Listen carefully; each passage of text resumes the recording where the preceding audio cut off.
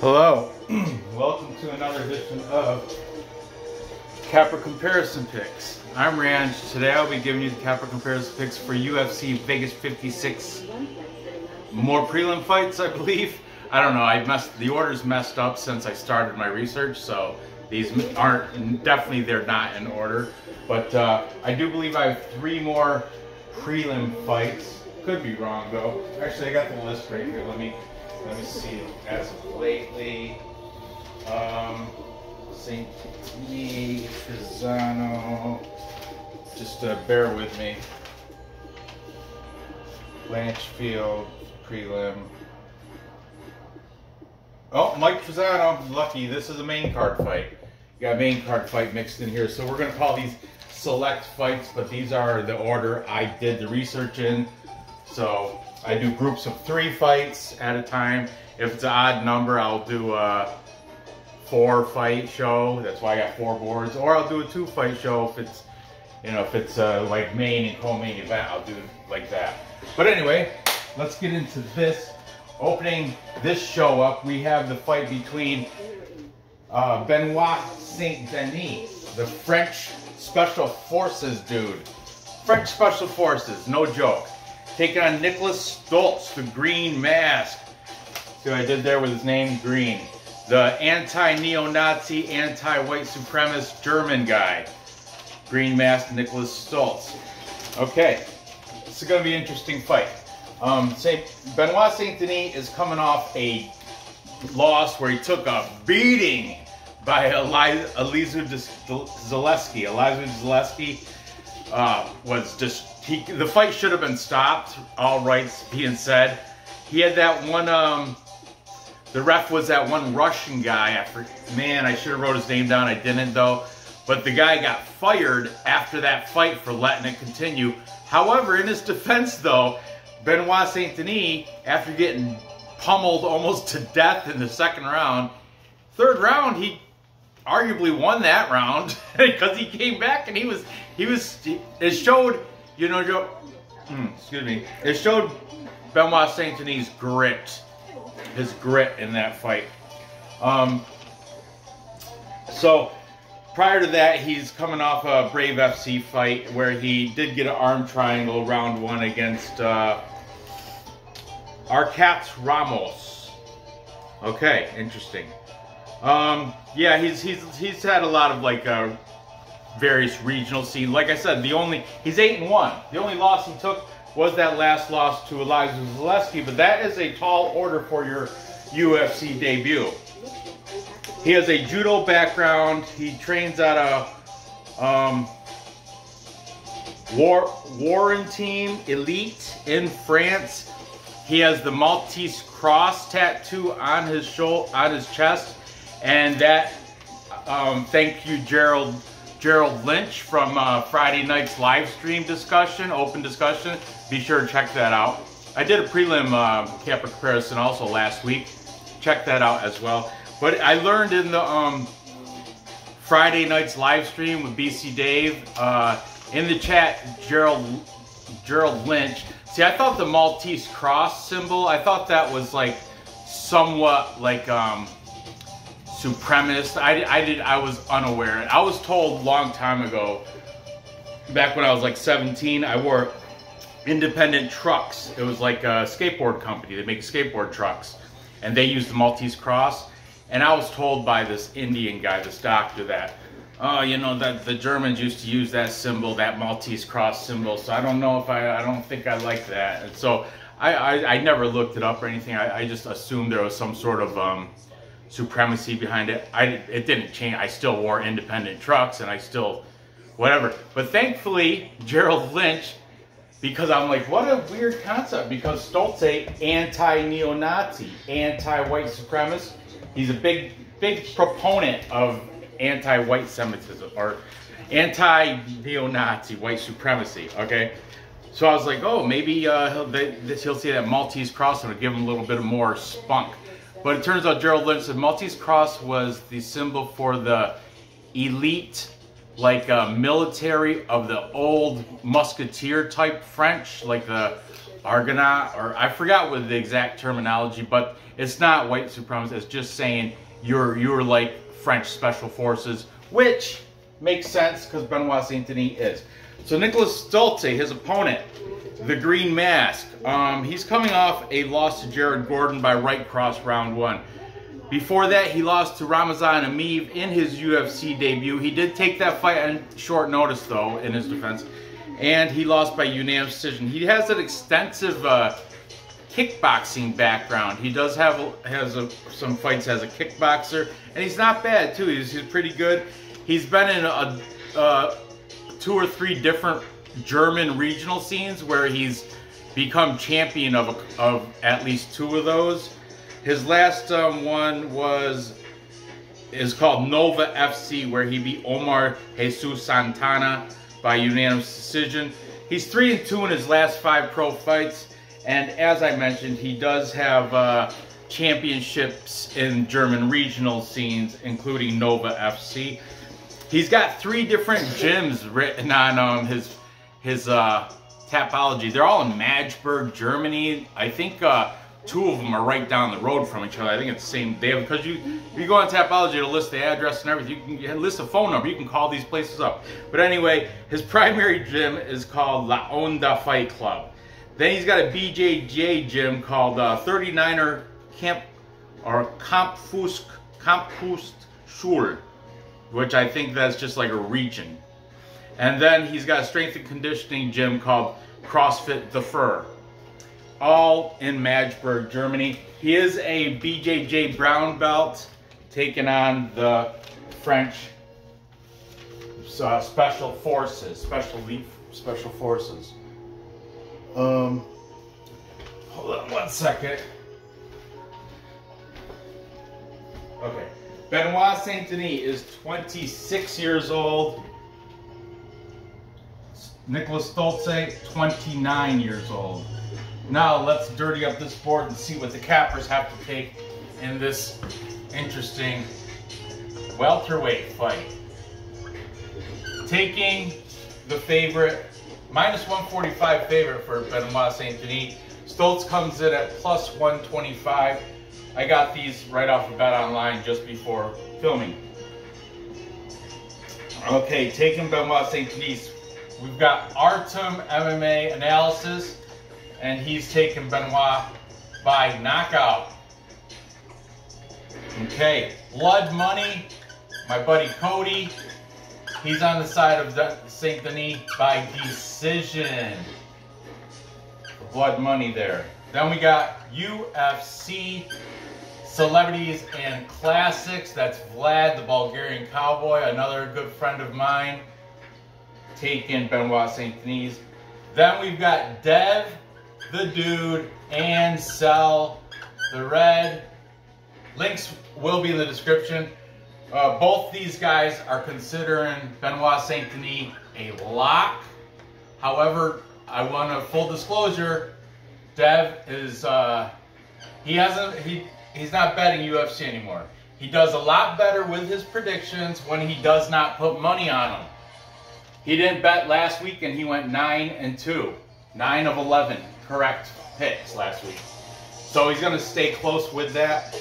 We have one more pick, and he's a new kid, and I like his show a lot. I think it's called Couch Warrior MMA, and he's a new capper.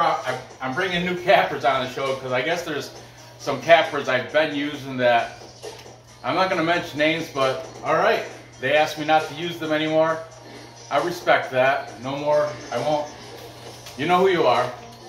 Anyway, we've got Couch Warrior. I love it. I love it. Couch Warrior. I think it's Couch Warrior MMA, maybe. I forget. Link will be in the description.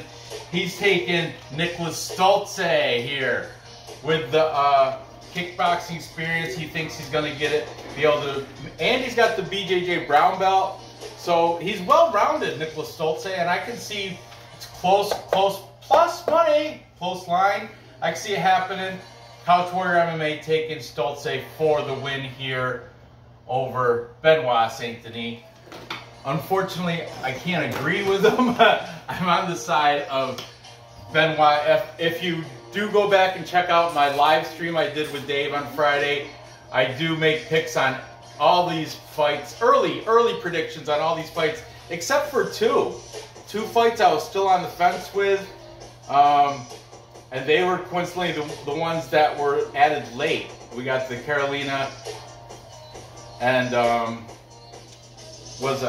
rematch, Felice Herrig and Carolina Kalawakowicz, and also the Damon Jackson and Daniel Artuega or something, or I forget what it is, but anyway, we'll talk. That's a whole nother show.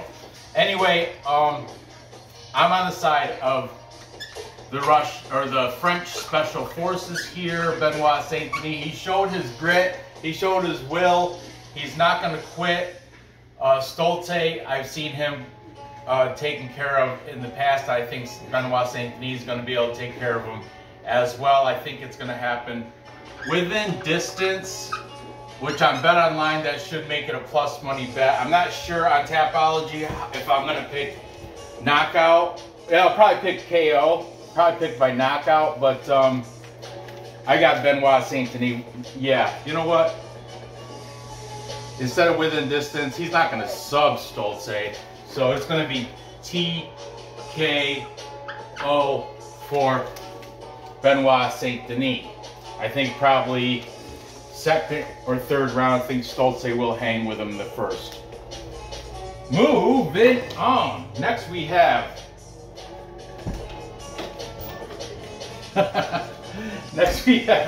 the featherweight fight between New Jersey's own Mike Trizano taking on Lucas Almeida. Mike Trizano, the lone wolf, trains out of Tiger Showman's MMA in New Jersey, Elmwood Park to be exact. He's coming off a loss to Hakeem Dawodu. Dawodu took care of him. You got a unanimous decision there. However, before that, he did beat Ludovic Klein, which is a great victory. I picked Ludovic Klein. Mike Trizano took some money out of my pocket that night, crashed some of my parlays. I thought Ludovic Klein was going to surely beat him, but he did not. Mike Trizano got the decision there. Before that, I did take Grant Dawson. I'm high on Grant Dawson, and Grant Dawson got him in a rear naked choke round 2. That was an easy pick. Before that, though, Trizano, he won his UFC debut against Bob Ross. That's Luis Pena. I think Luis Pena, he beat him by split decision. I want to say Luis Pena is either in jail or in a mental hospital, because he had like some mental problems where he's breaking into houses and like he's got some problems with an ex-girlfriend. It's always girls. But he's some crap like that. I don't know. But Luis Pena definitely not in the fight game anymore. He's more in trouble than he is in fights.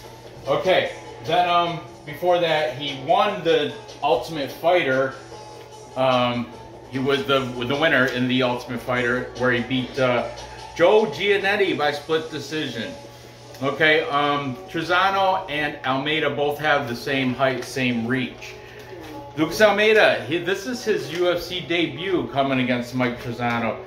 He's coming out of Jungle Fights, where he beat Italo Trinidad by a guillotine round 1. Before that, he had a Contender Series loss, his one loss in his entire pro debut, and that was against Daniel Zellhuber. Zellhuber is, I don't know, I'm going to be honest, I don't know this guy, but I guess from what I've heard from the cappers, he was predicted to win the Contender Series, and he's a very good fighter. I think I did check him out in Tapology, and I think he is still streaking. I don't know why he's not in the UFC, but he should be. Prior to that, he's got a flying knee victory against Nico Cacuaccio in Jungle Fights, and he has several other victories throughout Brazilian regional scenes, Jungle Fights being the majority of them. He trains out of Team Kyoshi, with Fernando Kyoshi is the head coach there. He's a Japanese/Brazilian guy, training out of, you know, obviously out of his own gym. So, Lucas Almeida comes in 31 years old. Trizano, 30 years old, so not a big age discrepancy. I did mention that the tail of the tape is about even. Trizano does have, is the favorite at -230. The line is fairly wide if you ask me. But rightfully so, Lucas Almeida coming in, taking his short notice, or is this short notice fight? I don't think it's short notice, but still making his UFC debut against Trizano, who has shown his value in the UFC. So Almeida, a +195, almost 2-to-1 underdog, taking on Trizano. Let's see what the cappers have to say here. Starting with the favorite, taking Trizano, we've got the new guy, Couch Warrior. I loved it. He wore like a Viking hat, young guy. He had the same shirt I'm wearing right now, actually, in this video. I got this off BC Dave in a t-shirt bet. But anyway, Couch Warrior is saying a decision for Trizano. Then we've got Vlad also taking Trizano, UFC Celebrities and Classics. Vlad sent a gift to Nora. Nora, you got that thing that Vlad sent you? Huh? Then we've got Blood Money, also taking Trizano by decision. Come in here and say thank you to Vlad for your little pouch container. This Vlad sent this to my daughter Nora. This is I don't know, like a little wallet purse, change purse, something. You can open it up and put the stuff inside of it. It says I love Bulgaria and has Vlad's signature there in Bulgarian. Both sides, that's his autograph. Tell Vlad thank you. Thank you. He's watching. He's watching. Thank you. Say thank you, Vlad. Thank you, Vlad. All right, go on. Vlad, thanks though. She does like it a lot. Okay, and then we got Artem MMA analysis, also on the side of Trizano, and finally Dev and Sal, all taking Trizano to get it done here, making this a full capper consensus. A full capper consensus is when what? All the handicappers pick one side of the whiteboard.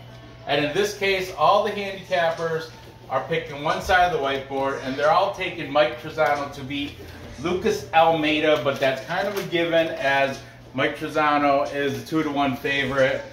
Lucas Almeida is 2-to-1 underdog, so you got to kind of go that way with it. I'm also taking Mike Trizano here to get it done.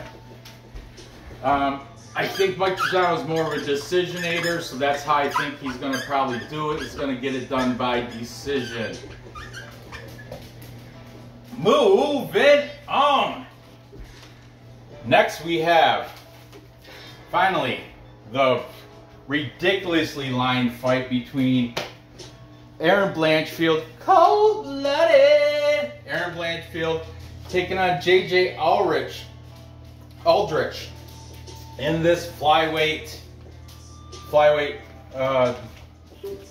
female flyweight fight. Erin Blanchfield, 23 years old. I think she is one of the youngest fighters in the UFC. I know Chase Hooper is 22, and then now you got, when she came through though, I think she did have like the youngest win in Invicta or something. I think that was her. Or you know what? I don't know. There's a couple other young girls. So it doesn't matter. She's 23 now. She is no longer the youngest, but at one point, I think she was like, she has maybe the youngest win as an Invicta fighter. when she at 19. Oh, a two-tone pig. That's nice. She's taking on JJ Aldrich. JJ Aldrich, 29 years old. A lot more experience in the UFC. JJ Aldrich, 11-4. Blanchfield's 8-1, making her UFC debut only back in like 2019. Let's talk about the favorite. -600. Is that ridiculous, guys? Or, oh, I feel sick just looking at it. You can't put her in a parlay. You can't put her in. There's no value. It's automatically dog or pass. JJ Aldrich plus 400. I'm just saying. But we're gonna go over the fight anyway, and I'm gonna reveal at least my Tapology pick. But there's no way I'm putting Blanchfield. And Erin Blanchfield is one of my unranked contender contest picks. I have a contest for unranked contenders. I know, I see that. Oink oink. But I like bacon. You know I like bacon. So, Erin Blanchfield's coming off a phenomenal victory over Miranda Maverick, where she did anything she wanted to Miranda Maverick. Miranda Maverick had no answer to her takedowns. Yep, she had no answer to her takedowns. She couldn't get anything going. She even told the coach that she does nothing. She can't defend the takedown. She can't take her down. There's nothing she can do. She told her that. I guess she told her corner that in between rounds, what I heard. Miranda Maverick frustrated because Erin Blanchfield controlled that entire fight, winning a unanimous decision over Miranda Maverick. Before that, she beat Sarah Alpar. Yeah, that was a UFC debut. She beat her unanimous decision. Before that, she was in Invicta where she beat Brogan Walker. At that time, I think it was Brogan Walker Sanchez, but now she's since dropped the Sanchez. It's just Brogan Walker. Before that, she was in Invicta where she got a head kick victory over Victoria Leonardo round 2. Prior to that, Gabrielle Golfin. She beat her in Cage Fury Fighting Championships, and that was via Americana in round 1. Very good. Her one loss, she has a loss. There's 8-1. Like, who did she lose to? She lost to Tracy Cortez. And you know what? That Tracy Cortez loss, Tracy Cortez, you know, is a known name throughout the UFC. That's Brian Ortega's girlfriend.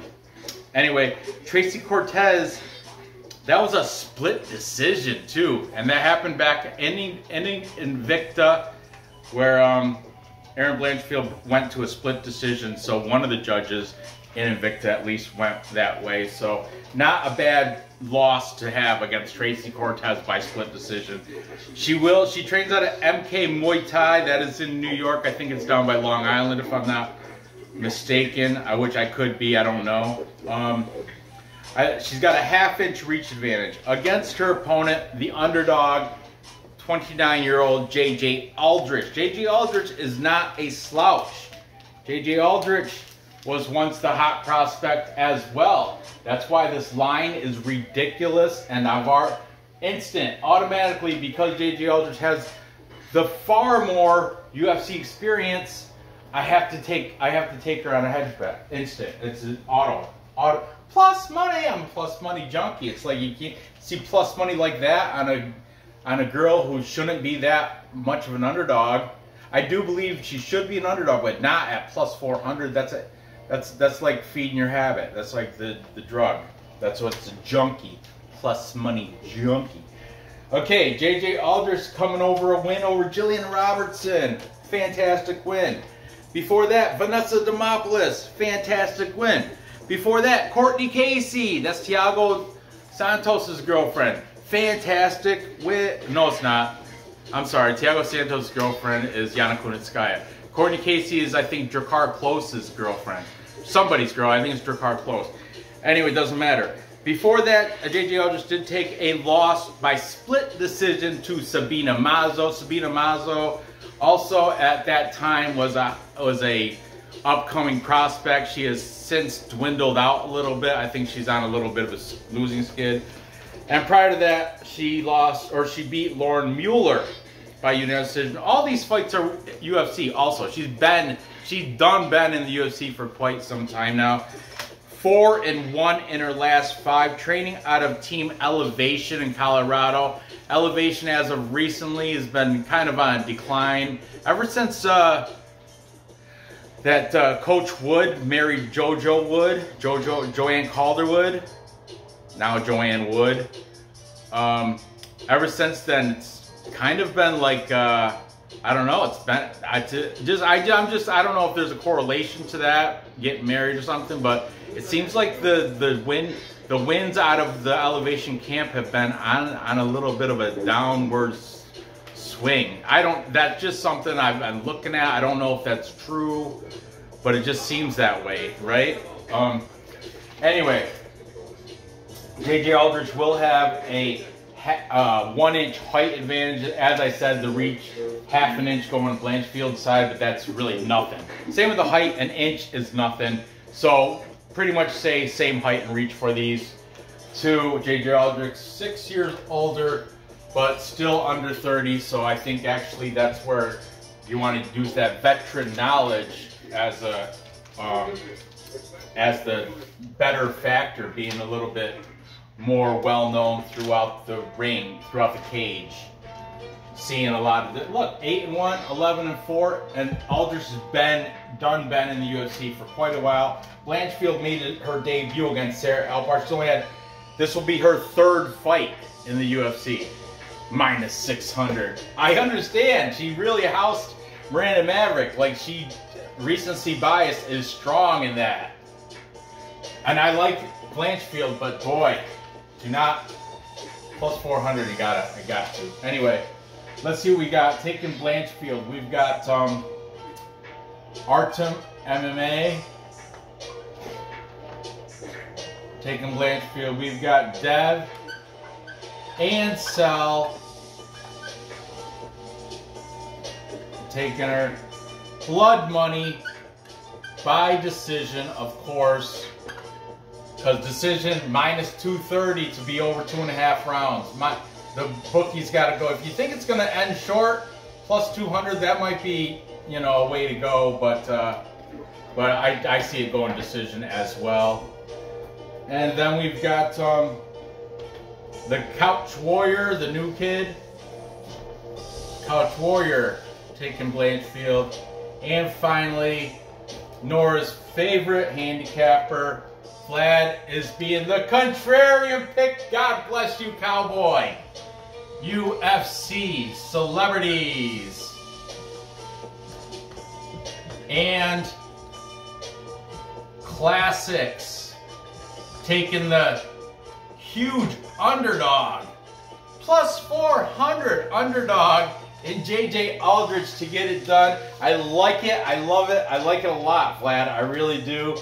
His first pick, of course, is the fight to go over 2.5. Well, minus 230. Go figure. Of course you're going to pick that. But anyway, Vlad is on the side of JJ Aldrich. If he has to take a side, that's where he's going to go. He's not confident with it, but I like it, Vlad. Good on you. So as I mentioned, I'm on the side of Blanchfield.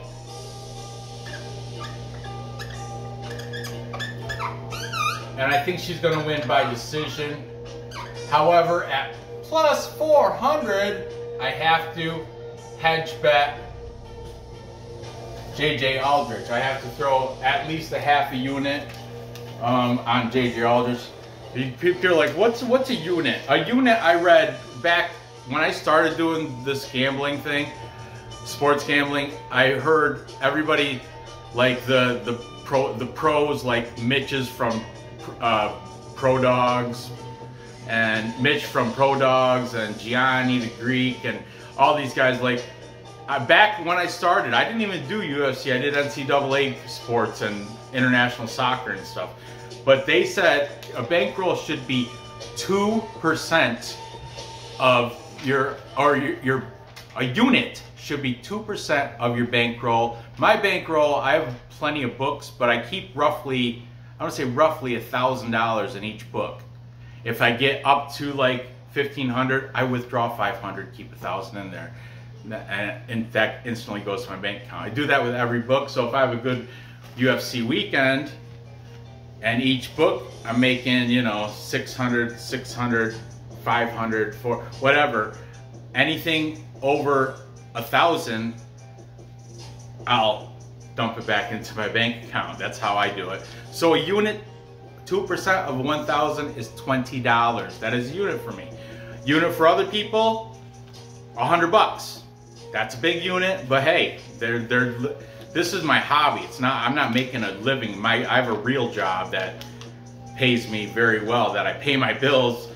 YouTube don't pay me nothing, hardly. I am monetized now, but, and the gambling thing, that's just fun money. That I just pretty much recycle into crypto, investments, and like I said, if it goes over, you know, each book, anytime a book goes over 1,500, whatever's over 1,000, if it's 1,600, say, I take 600 of it, put it in my bank account. I always leave 1,000 in each book just to play with. And if it's at 1,400, I'll leave it in there until it gets over 1,500 per book. That's just me. That's how I work things, because gambling is my hobby and not my way of life. But there's people that I know that pay their bills and live off gambling. Those are true gamblers. I see them every Friday. I see horse track gamblers, people that rely on winning horse races, and that I think is the most difficult sport to handicap, is horse racing. And then right underneath that would be baseball. Horse racing is the most difficult, then baseball, then probably, you know, NCAA sports and basketball. There's a whole order to it, but and there's, you know, there's different. You can be a favorite guy, just parlay favorites, and often that will work out for you. I do that a lot of times for soccer. I'm not gonna lie to you, I do that for soccer. I'm kind of a degen, but like I mentioned, my main means of income is not gambling. That's why a unit to me is 20 bucks. So this half a unit, my $10 bet will gain me 40 bucks if Aldrich wins. Blanchfield, I'm gonna put her in this parlay here, but that would be about it. So to recap, thank you. Time check, I am just over. So to recap, I've got Benoit Saint-Denis finishing Niklas Stolze, the green mask. I think it's going to probably be a TKO, ground and pound, or something to that effect. I got him winning by TKO, I don't know, probably second or third round. Then I've got Mike Trizano winning a decision. Mike Trizano is a decisionator. Lucas Almeida, possibly worth, we're going to see how they face off and stuff, but he's possibly worth a hedge bet as well. A hedge bet to me is half a unit, $10. 10 bucks is like a scratch off, you know. So Almeida is not my pick. My pick is Trizano. However, Almeida might be worth a hedge bet at plus 195. And finally, I'm taking Erin Blanchfield on Tapology is my pick by decision. However, my bet, I'm putting half a unit on JJ Aldrich. And of course, right now when I'm done, I'm a man of my word. Every time I do a video, I parlay my picks. I'm gonna parlay Benoit Saint-Denis, Mike Trizano, Erin Blanchfield. It's not gonna be a big number because Erin Blanchfield's dropping that down at minus 600, and Trizano's at minus 230, and Saint-Denis also the favorite, minus 145. But the three of them together parlay it will be a plus money, but it won't be a big plus money, maybe plus 200 or something, I don't know. So there you have that. Gather the info, place those bets, and cash those tickets.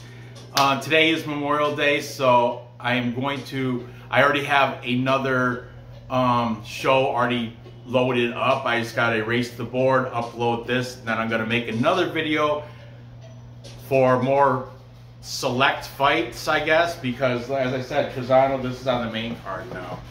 We'll see, but I'm gonna make another video before the end of tonight. So be sure to watch that one. Check out the video I did last week. And if you have time, check out the live stream, which is very interesting. Some trolls in there on the live stream. Oh, interesting. Somebody threatened to call on my troops, bringing the troops in. Interesting, I love it.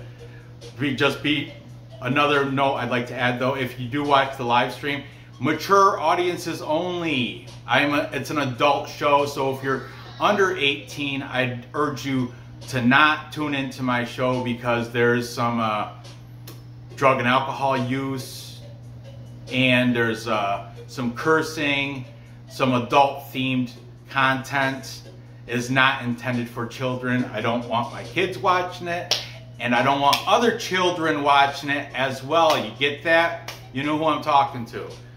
So, anyway, thanks for tuning into here. Good luck on your bets. Be sure to leave a like, fill the comments with who you think's gonna win these fights. And hopefully I'll see you guys later today. Oh, I did the whole show with this on Tilter. But whatever. Thanks for watching. Good luck on your bets, and I'll see you later. Bye.